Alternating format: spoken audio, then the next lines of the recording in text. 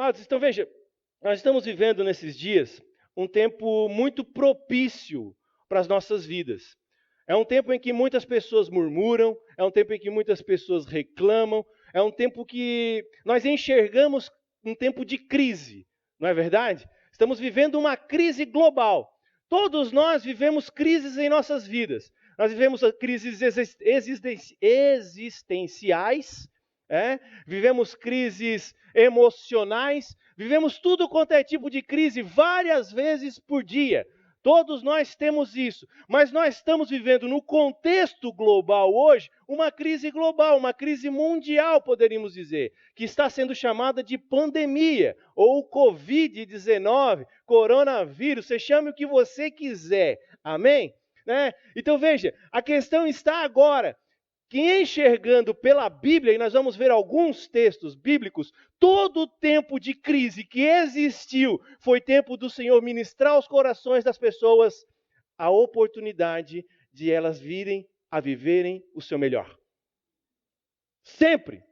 Não teve outra circunstância.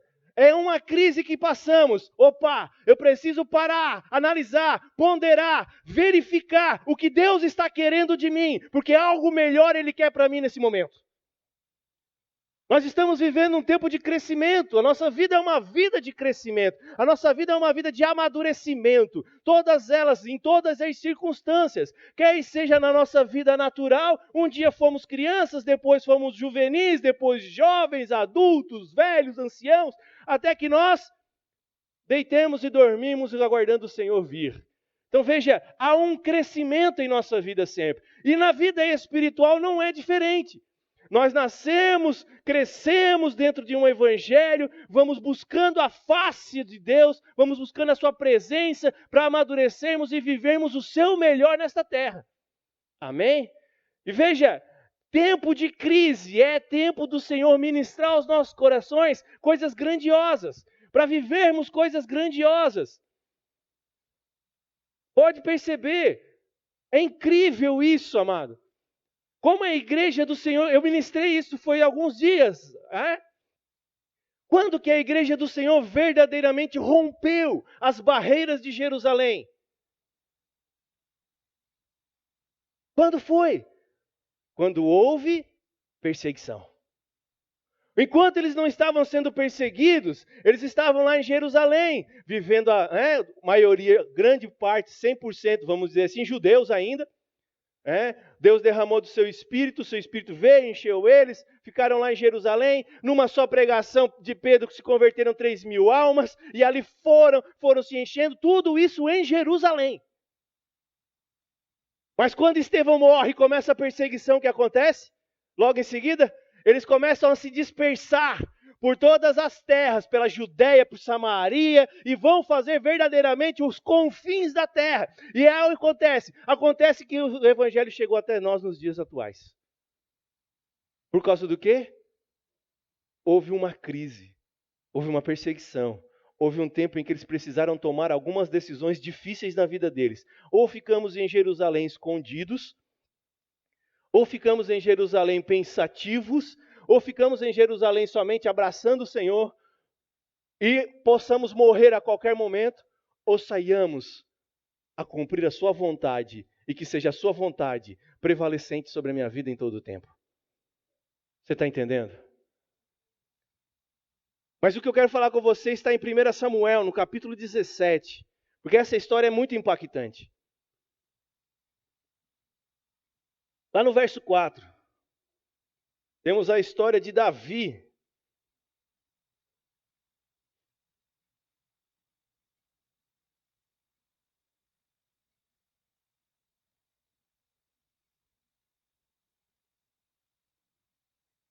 Primeiro Samuel, capítulo 17, verso 4.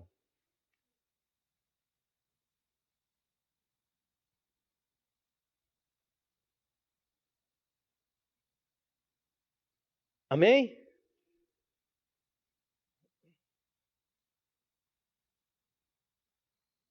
Aleluia. Tem gente ainda folheando. Glória a Deus. Então lá, diz assim a palavra do Senhor.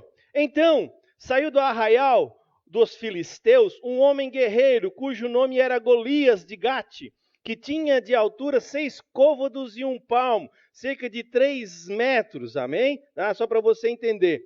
Trazia na cabeça um capacete de bronze e vestia uma couraça de escamas, e era o peso da couraça 5.000 ciclos de bronze, e trazia grevas de bronze por cima de seus pés, e um escudo de bronze entre seus ombros. E a haste da sua lança era como o eixo de tecelão, e a ponta da sua lança de 600 ciclos de ferro, e diante dele ia o escudeiro.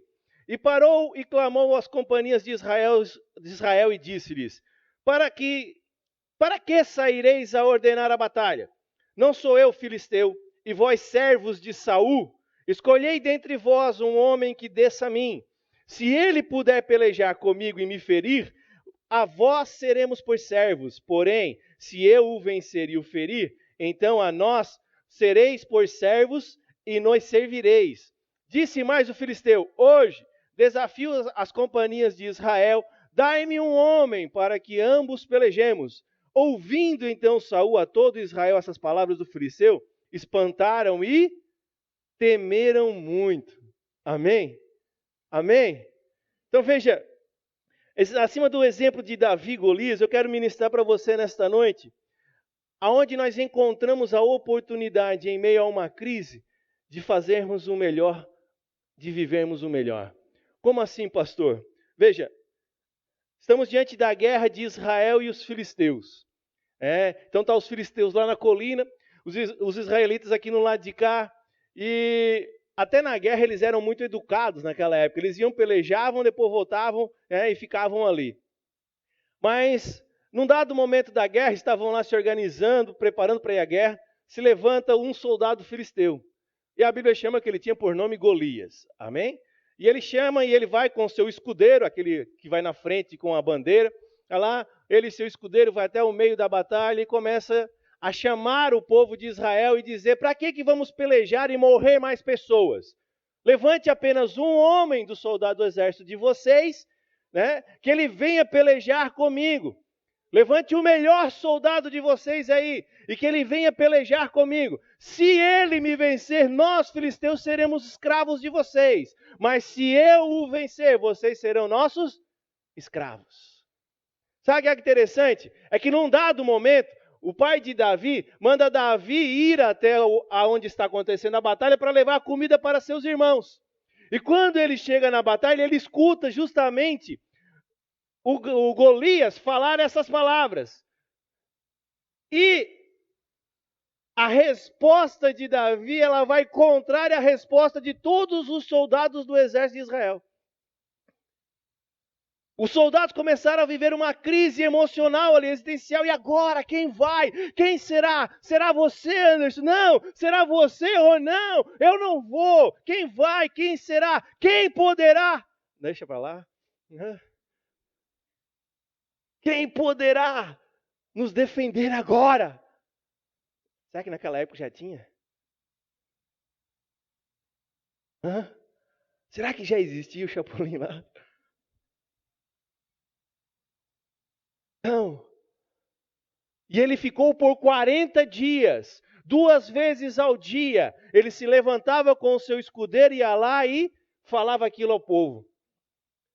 E o povo estava em crise. O povo estava, os soldados e o próprio Saul estavam em crise. Mas quando chega ali Davi pensa diferente.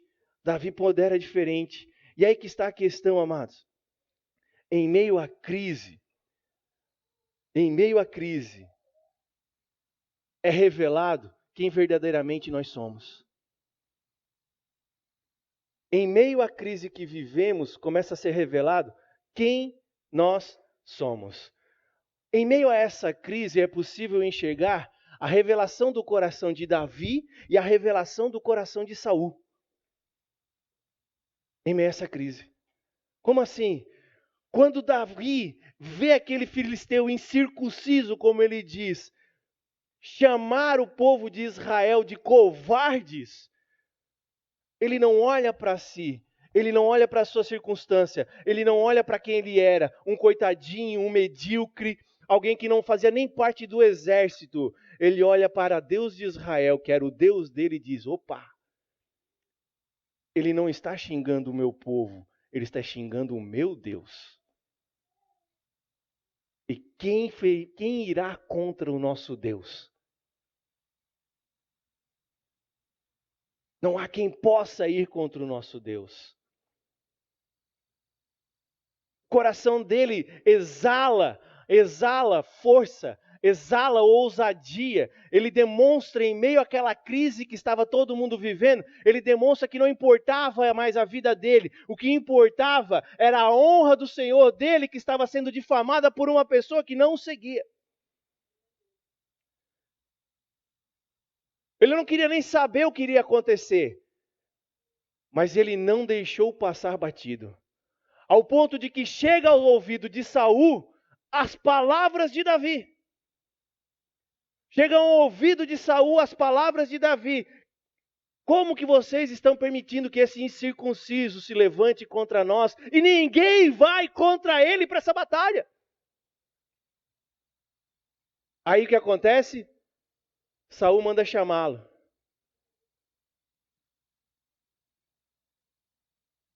E ele diz: Saul, rei, não precisa ninguém sair.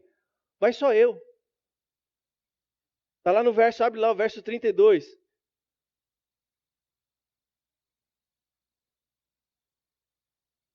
Olha lá.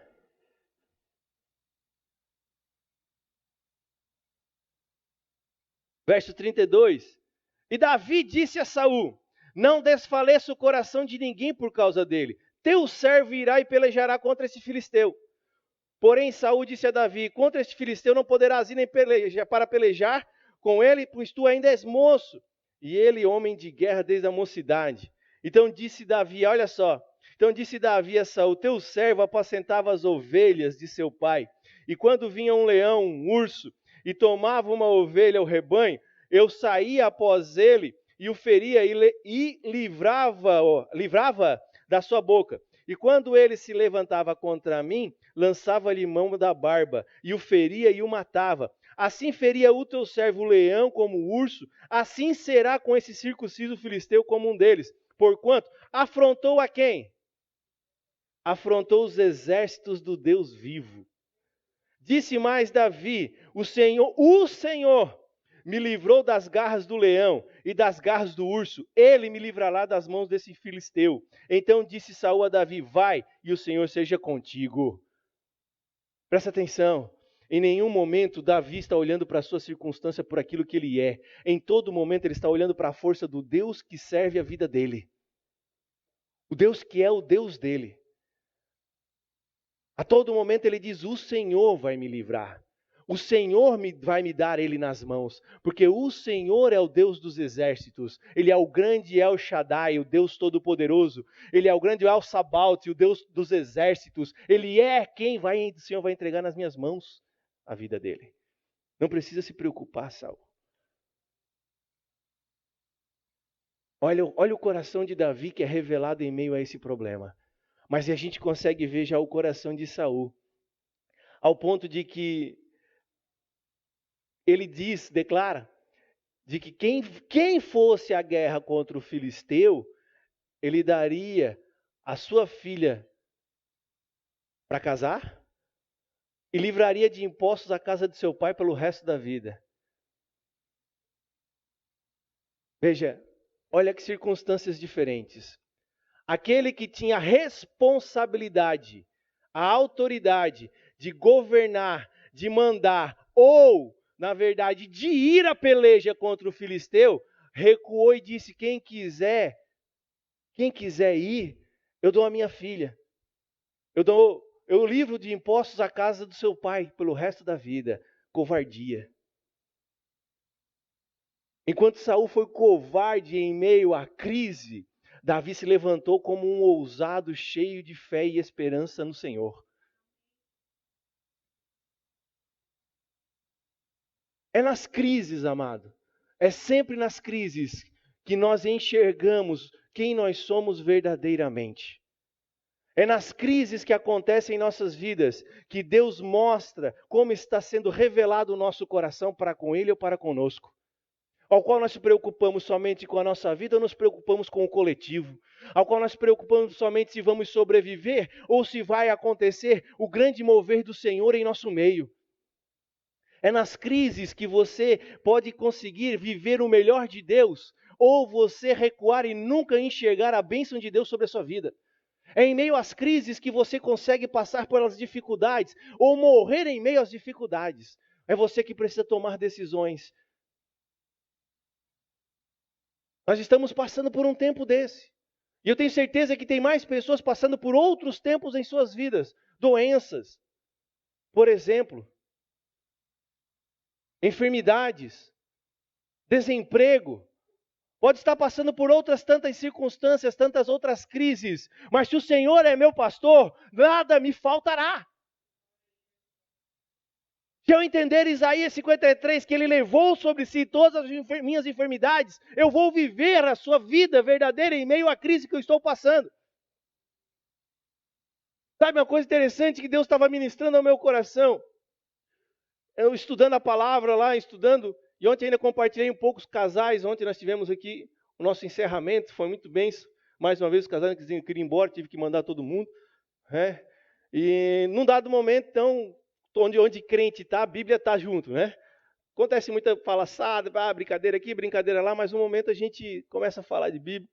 E aí eu comecei a compartilhar com ele coisas que eu vinha estudando durante o dia, vinha estudando desde sexta-feira, coisas interessantes, acerca do por que nós não vemos tantos dons se moverem em nosso meio?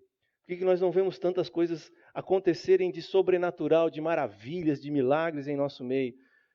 E remetendo à palavra, essa é uma verdade. Eu passo por uma crise em minha vida, eu estou doente, mas a palavra do Senhor diz que Ele já levou sobre si todas as minhas enfermidades. Mas eu não consigo ter fé para isso, para entender isso. Só que a sua palavra ela vai dizer assim, olha só o quão interessante é isso. Todas as pessoas que foram a Cristo, todas, repita assim comigo, todas as pessoas que foram até Cristo, Cristo curou. Todas. Você sabia disso? Agora, quando Cristo foi aos enfermos, Ele curou somente um. Quando Ele vai ao lago de Betesda, e lá nós podemos remeter como um hospital dos dias atuais, porque lá era o local onde ficavam os enfermos. Por quê? Porque por um dado momento eles queriam que descia um anjo, e o anjo mexia nas águas. E quando o anjo mexia nas águas, aquele que pulasse primeiro nas águas era curado. Então lá ficavam muitos e muitos enfermos lá naquele lugar. Mas Jesus vai até lá e ele cura um coxo. Um que não conseguia andar. Ele não curou a todos. E aí as pessoas ficam hoje dizendo, por que os crentes não vão para o hospital orar pelos enfermos para eles serem curados? Podemos ir, mas não necessariamente todos serão curados. Agora, todos aqueles que forem a Cristo, dificilmente não receberão a cura. Sabe qual é a dificuldade hoje? Eu estou doente. Sabe o que acontece com a minha vida? Eu fico em casa, o pastor não vem me ver, o pastor não vem orar por mim, o pastor não vem derramar óleo sobre a minha cabeça, o pastor não faz isso, ou o meu líder de célula não faz isso, e fica lá remoendo, aguardando que Cristo vá até ele, em vez de ele se dispor até Cristo e pedir, pastor, eu estou enfermo, o senhor não ora por mim? Você está entendendo porque muitas vezes não recebemos cura hoje? Porque não sabemos nos posicionar em fé para receber o melhor de Deus em meio à crise que estamos passando. Em meio à dificuldade que estamos vivendo. Chega ao ponto de nos acostumarmos a viver com aquele encosto na nossa vida que não é para carregarmos. Se Ele levou sobre si, Ele levou sobre si. E eu preciso tomar posse pela fé, procurar aqueles que o Senhor disse que eu deveria procurar. Você sabe onde é que Cristo está? Você sabe onde é que Cristo está? Vira para a pessoa do teu lado e dá um sorriso para ela. Cristo está nessa pessoa que está aí do teu lado, amado. Isso não está longe de você.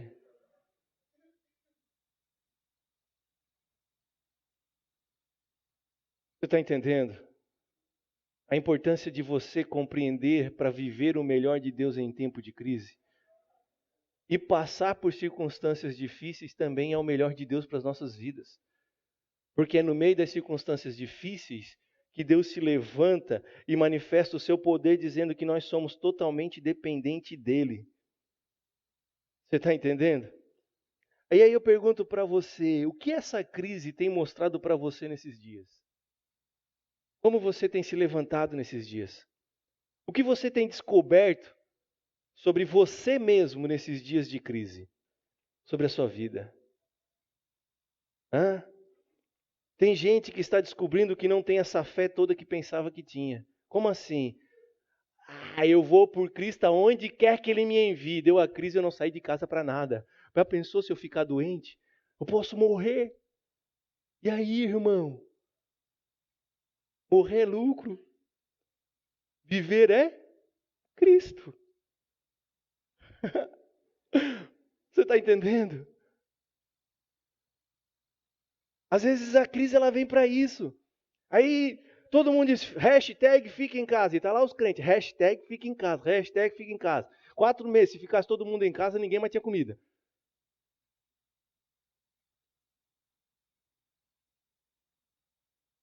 É por isso que a igreja deve viver a união.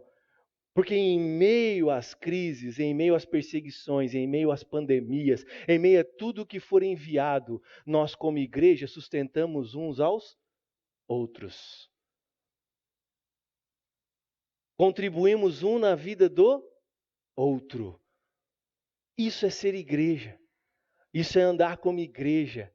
É entender a importância de eu estar no corpo, de eu estar na congregação, de eu estar junto, de não importa o que está sendo declarado, eu estou com os meus irmãos e juntos, irmão, quem está passando necessidade, nós vamos ajudar. E é assim que nós temos vivido nesse lugar.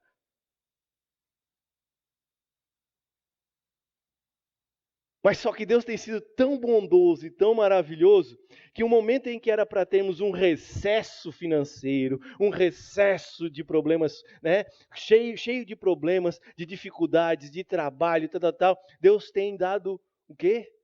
Mais. A sua graça tem sido tão maravilhosa que Deus tem dado mais.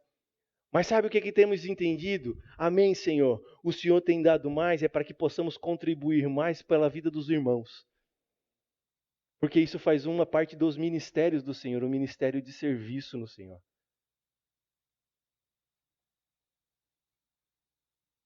Você está entendendo a importância de vivermos a crise? Outros, amado, tem gente que está descobrindo que precisa aprender a descansar mais no Senhor. Que precisa amar mais a Deus. Tem gente que está precisando aprender isso. Que não tem um descanso, que todo dia é uma ansiedade, todo dia é uma luta, é uma batalha para enxergar Deus na sua própria vida.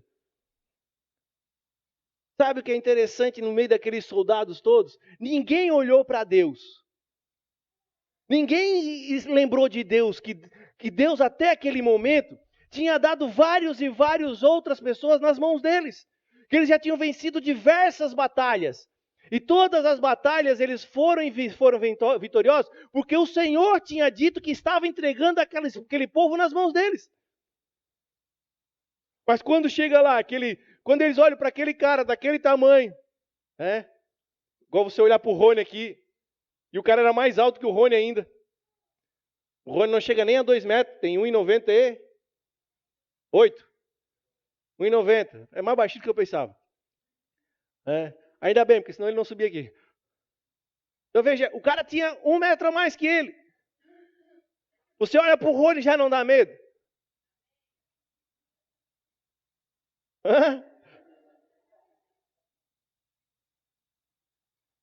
Ainda bem que ele não fala assim, né? Ele fala... Porque tem aqueles ainda que falam bem grosso ainda. Para piorar ainda, além da estatura ainda. A voz ainda ajuda ainda com a estatura. Aí pensa naquele cara, 3 metros. O povo olhava para ele e esquecia de olhar mais para cima ainda. Porque lá em cima estava o Senhor dos Exércitos. Olhavam para ele e começaram a temer a vida dele. E muitas vezes é nós nesse momento. Olhamos por uma crise, uma circunstância, uma crise no casamento, um problema no casamento. Nós erramos, falhamos nos nossos casamentos.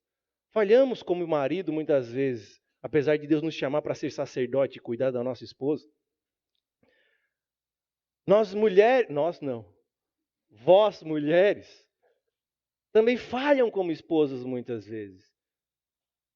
E a resposta que nós damos em meio à crise que passamos ali naquele momento, vai mostrar o quanto Deus tem sido poderoso em nossas vidas. O quanto Deus tem sido maravilhoso, o quanto Deus tem sido verdadeiro, o quanto Ele tem tomado a posição verdadeira de ser a primazia no nosso meio. Amados, hoje nós entendemos, eu e a minha esposa, tão maravilhosamente, a graça do Senhor que nos abundou e inundou as nossas vidas, que até uma discussão acaba em riso e palhaçada. Não tem mais nem graça discutir lá em casa.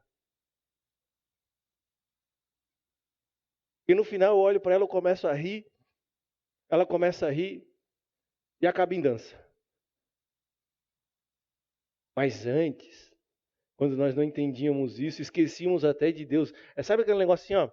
Senhor, fica aí na porta, não entra, porque agora é com a gente. Aí o Senhor diz, tá, eu não entro, mas o diabo está aí dentro, o que vocês fazem?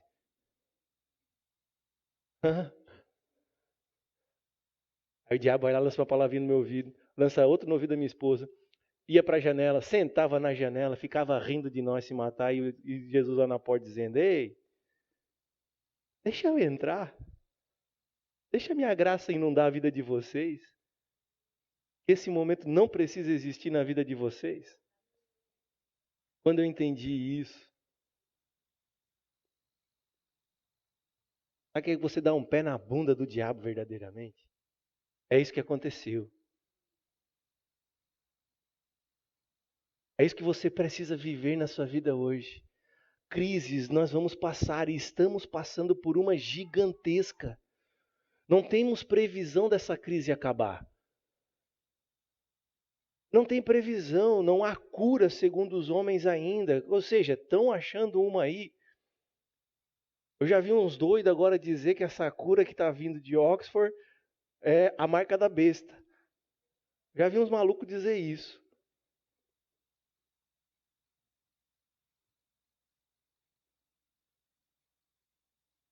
Mas se você quiser aprender mais sobre isso, nós ensinamos na escola, amém? O que é a marca da besta? Aleluia. Ela existe sim, amém? Não estou dizendo que ela não existe, está na Bíblia. Aleluia.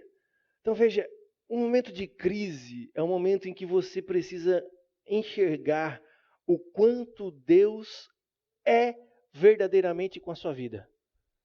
Que Ele não te abandona, que Ele não te deixa. O choro verdadeiramente, como essa pessoa chorou ontem, ele pode durar uma noite, mas a alegria vem pela manhã. E você pega a palavra de Deus e ela começa a inundar você. E aí você levanta para a peleja, porque não há crise que te derrote, não há crise que te desmonte. Não há crise que vai destronar a presença de Deus na sua vida. Sabe o que é mais interessante também? É que tem gente que em meio à crise consegue descobrir que é mais forte do que imaginava. Glória a Deus por isso. Porque ele não olha para si como Davi. Ele olha para o Senhor que está na vida dele. E aí o Senhor em mim é toda a força possível para viver o melhor nesta terra.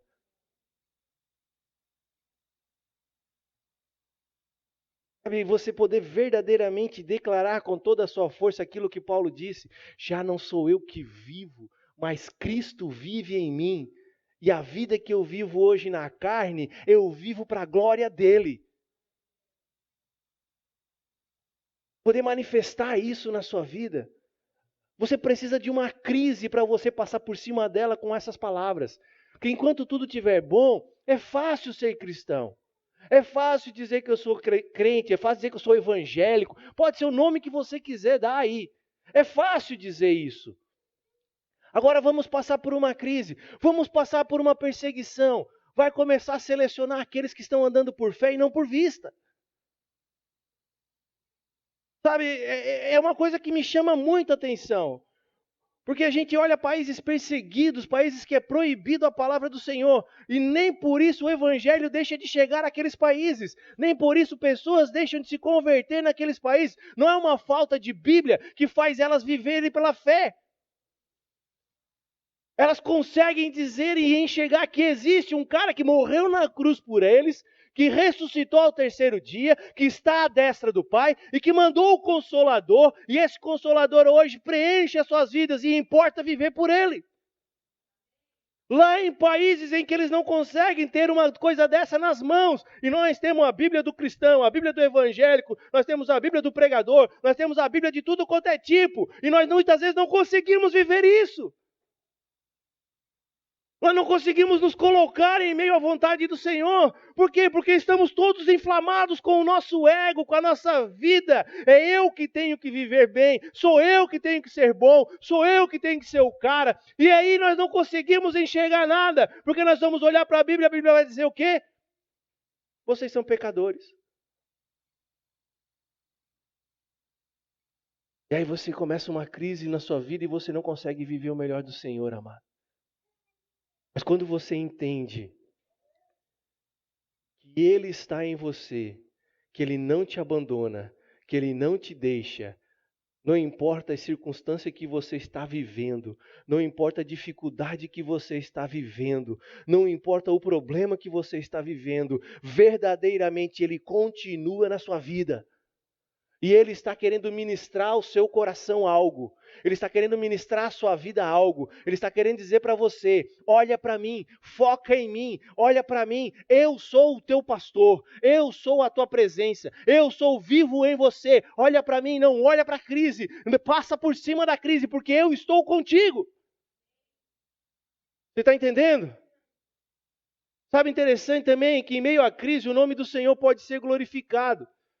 É no meio das crises que nós começamos a dar glórias ao Senhor. É interessante. Pensa comigo.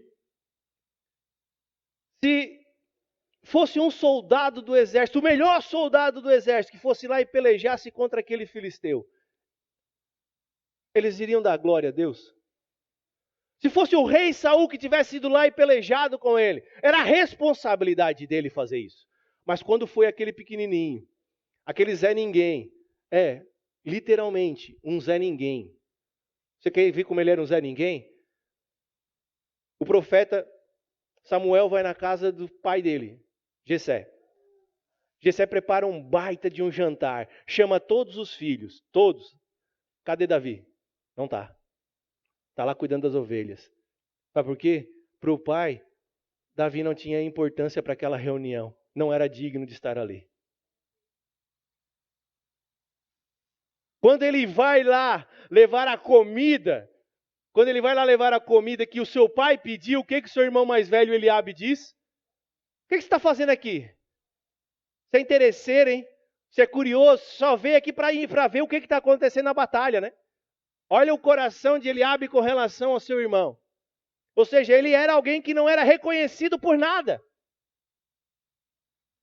Ninguém reconhecia ele. Você está entendendo?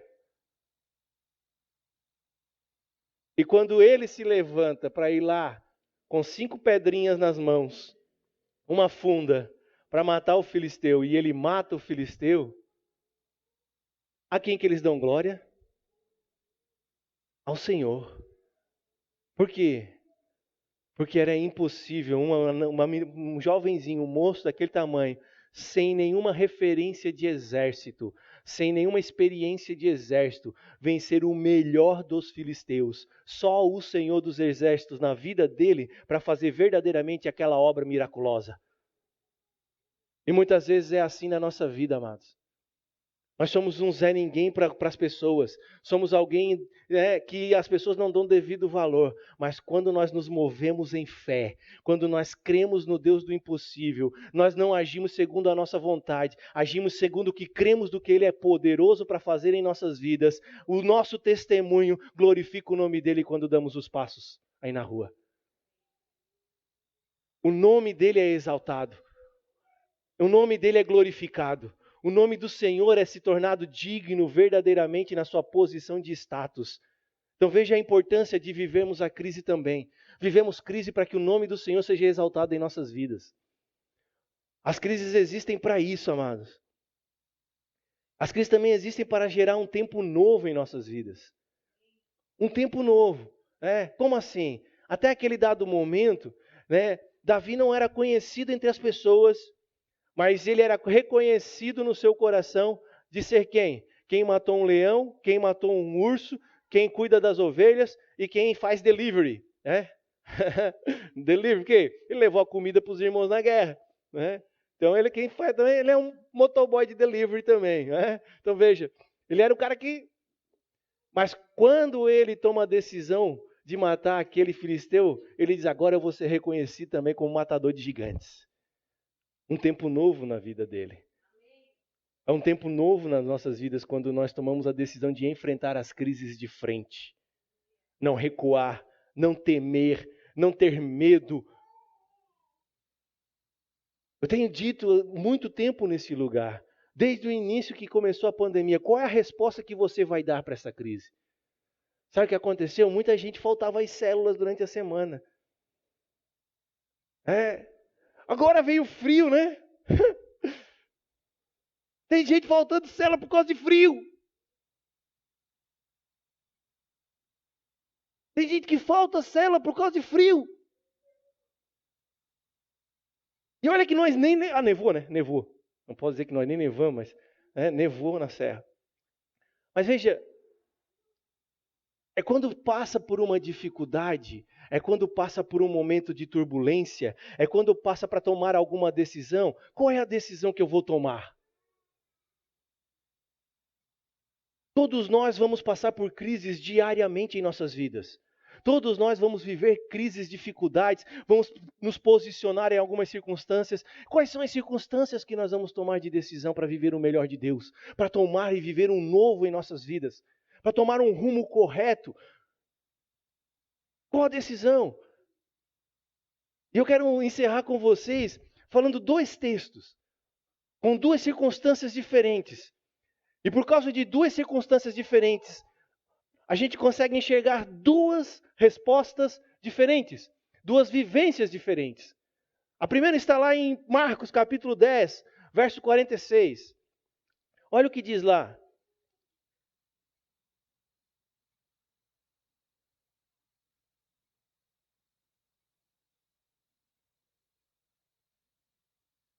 Marcos capítulo 10, verso 46.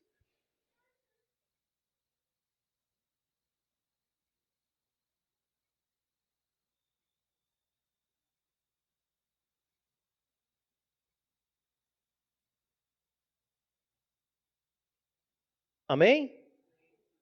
Você está lá? E vieram para Jericó, e saindo ele de Jericó com seus discípulos e uma grande multidão, Bartimeu, o cego, filho de Timeu, Bartimeu quer dizer isso, Bartimeu, filho de Timeu, estava assentado junto do caminho mendigando.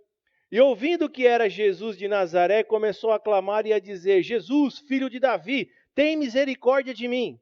E muitos o repreendiam para que se calasse, mas ele clamava cada vez mais, filho de Davi, tem misericórdia de mim. E Jesus, parando, disse que o chamassem. E chamaram o cego, dizendo-lhe, tem bom ânimo, levanta-te, que ele te chama. E ele, lançando de si a sua capa, levantou-se e foi ter com Jesus. E Jesus disse, que queres que te faça? E o cego lhe disse, mestre, que eu tenha vista. E Jesus lhe disse, vai, a tua fé te salvou. E logo viu e seguiu a Jesus pelo... Amém? Então veja, olha só que interessante essa história. Jesus está passando, o cego Bartimeu sabe que é Jesus, falam para ele, né? E ele começa a clamar, filho de Davi, Jesus, filho de Davi, tem misericórdia de mim. Jesus, filho de Davi, tem misericórdia de mim. E a multidão que sempre acompanhava Jesus, diz para ele, cala-te, cala-te, não incomode o mestre. E ele dizia mais alto ainda, filho de Davi, ele não perdeu, ele não calou, ele não recuou porque alguém disse para ele que ele devia fazer isso. Ele continuou clamando, ele continuou fazendo. E por causa de ele não desistir, de ele não recuar, ele recebeu o seu milagre. Você está entendendo? E até aí, tudo bem, dá para entender isso, amém? Mas veja bem, deixa eu te contar uma coisa. Se você continuar lendo a história, logo em seguida, algumas semanas depois, Jesus vai ser preso, vai ser julgado, vai ser crucificado, vai ser morto. Se ele recuasse e esperasse uma outra oportunidade, provavelmente não existiria uma outra oportunidade para ele. Provavelmente não estaria existindo uma outra oportunidade para ele. Mas aquele momento em que ele passou por uma crise, em que ele passou por um empecilho, que ele passou por uma dificuldade, em que pessoas estavam dizendo para ele: para, recua, volta. Pessoas que estavam ao lado dele, ele dizia: não, volta, recua, ele não vai te ouvir. Ele não desistiu, ele seguiu em frente.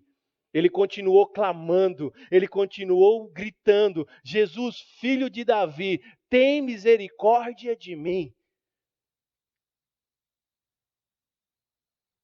Se ele ficasse aguardando, que muitas vezes é o que nós fazemos hoje, porque achamos que o dia de amanhã pode ser melhor que hoje, porque você precisa entender que o dia de amanhã pode não existir na sua vida.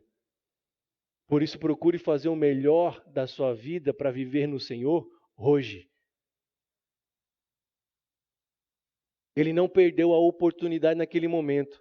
É isso mesmo. Vai ter outras tantas células. Para que ir nessa semana? Vou ficar debaixo da coberta. Vai ter outros cultos. Para que eu vou nesse? Pode não existir na sua vida mais nenhum. Você está entendendo?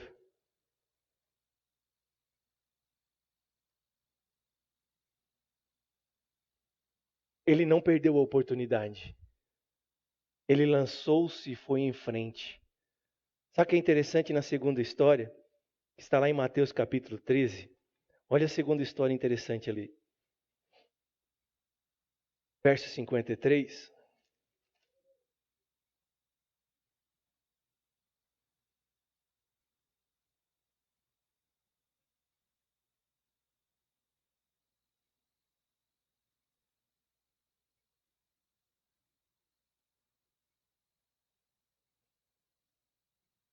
13:53. E aconteceu que Jesus, concluindo essas parábolas, se retirou dali. E chegando à sua pátria, repita assim comigo: Jesus foi para a sua pátria. Ensinava-os na sinagoga deles, de sorte que se maravilhavam e diziam: de onde veio a este a sabedoria e estas maravilhas? Não é este o filho do carpinteiro? E não se chama sua mãe Maria e seus irmãos Tiago, José, Simão e Judas? E não estão entre nós todas as suas irmãs? De onde lhe veio, pois, tudo isso? E escandalizavam-se nele. Jesus, porém, lhes disse: não há profeta sem honra, a não ser na sua pátria e na sua casa. E não fez ali muitas maravilhas por causa da incredulidade dele. Aqui vai dizer que ele não fez. No texto, se eu não me engano, em Marcos ou em Lucas, eu não estou lembrado agora exato, vai dizer que ele não pôde fazer sinais e maravilhas. Ele ficou impedido. Por causa do quê? Da incredulidade. Jesus não tem poder? Tem. Mas a nossa fé faz com que ele se mova em nossas vidas de forma verdadeira. Quando eles começaram a olhar que ele era o filho do carpinteiro que morou entre eles, que as suas irmãs estão ali, que seus irmãos estão ali, que vamos dizer que ele jogou bola junto com a gente, meu amigão jogou bola junto comigo. A mesma história você vai enxergar em João Batista. Quando vem Jesus para ser batizado, ele declara: eis o Cordeiro de Deus que tira o pecado do mundo. Ele vem e o batiza. Quando Jesus vai embora, ali naquele momento, ele entendeu que era seu primo que caminhou com ele a vida inteira, que jogou bola com ele a vida inteira, que brincou com ele a vida inteira. Era para ele acabar com o ministério dele, parar o ministério dele e seguir Jesus. Mas como era o primo dele, o que ele fez? Ele continuou batizando as pessoas em outro rio.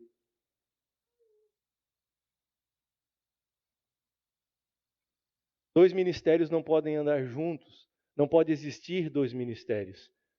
Por isso que Jesus não batizava ninguém até enquanto João Batista não parou de batizar. Os seus discípulos passaram a batizar, mas ele não batizava, a Bíblia vai dizer. Muitas vezes, porque conhecemos as pessoas, não queremos dar o valor de Deus para a vida delas. E esse povo perdeu a grande oportunidade da vida deles de viver sinais e maravilhas de Deus no meio deles. Porque eles olharam para Jesus não como aquele que cumpre a sua palavra em nosso meio, mas o Jesus que cresceu junto com eles.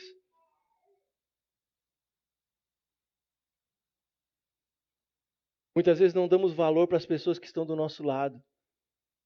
E é esses que as pessoas querem usar, que Deus quer usar para trazer o melhor de Deus para nossas vidas. Eles perderam tempo na vida deles por causa da incredulidade. E muitas vezes a nossa incredulidade hoje tem feito com que não vivamos o melhor de Deus, amado. É aquilo que eu disse no início ali da cura. A nossa incredulidade não crê que se uma pessoa verdadeiramente impor as mãos sobre mim, eu vou ser curado. Não crê.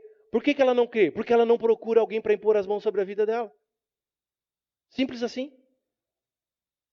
Por isso que ela não crê. Nós vivemos em um período de incredulidades.